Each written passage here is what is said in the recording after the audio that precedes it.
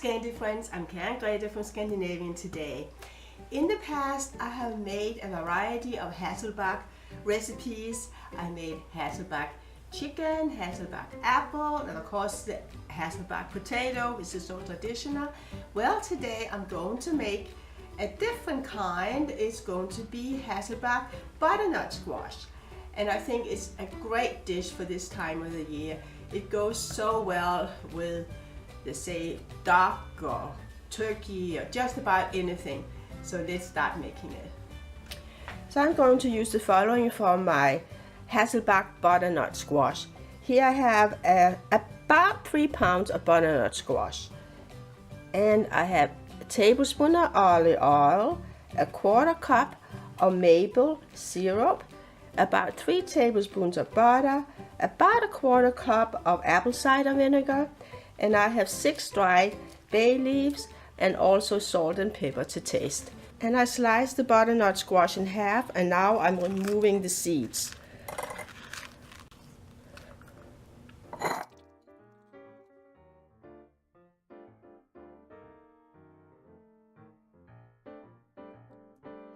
And I'm removing the peel. So I peeled the butternut squash and I can now put it in the oven at a degree of 425. I would say for about 15 to 20 minutes until it's soft enough so I can slice it. But of course before I stick it in the oven, I will add some oil and rub it in all over.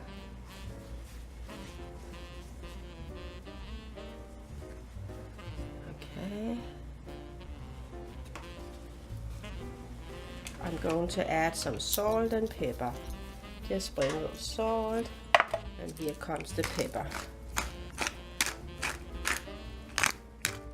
And while the butternut squash is in the oven, to soften, I'll add the maple syrup, the vinegar, as well as the butter on the stove and melt it.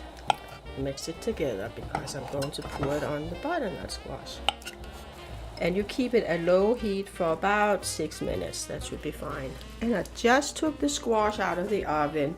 It was in there for 15 minutes, and then I can slice it. Of course, I don't want to slice all the way through.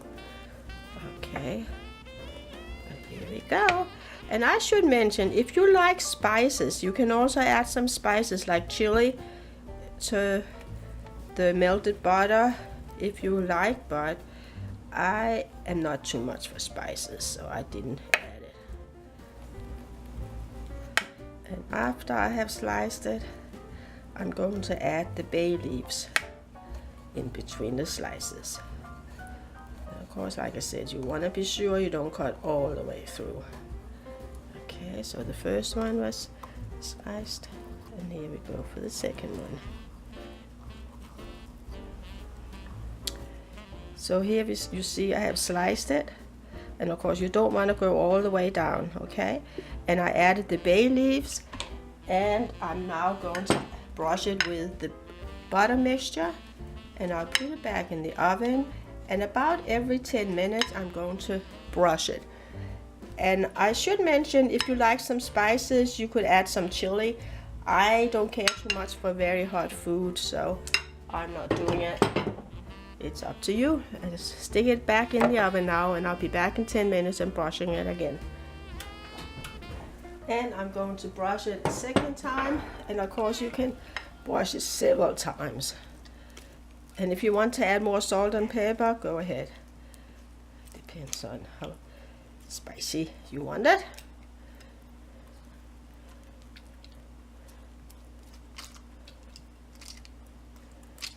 Alright, so here we are. I can stick it back in the oven for another 10 minutes, and then I'll brush it again. So my Hasselback butternut squash is all finished and ready to be served. And I would suggest, if you have a party, just make it ahead of time and heat it up just before you're ready to serve it. It keeps well. So of course I'm going to taste it, have a bite of it now. So here I take a bite. I like it. It's very good. Excellent.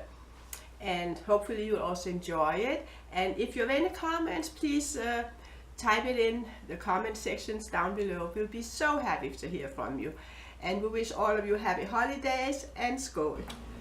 If this is your first time here, I hope you will subscribe to our channel, because every week we post both modern and traditional Scandinavian recipes, and this will help you to celebrate Scandinavian memories and celebrate traditions with your family and friends. So thank you so much. Skål, and I hope to see you another day.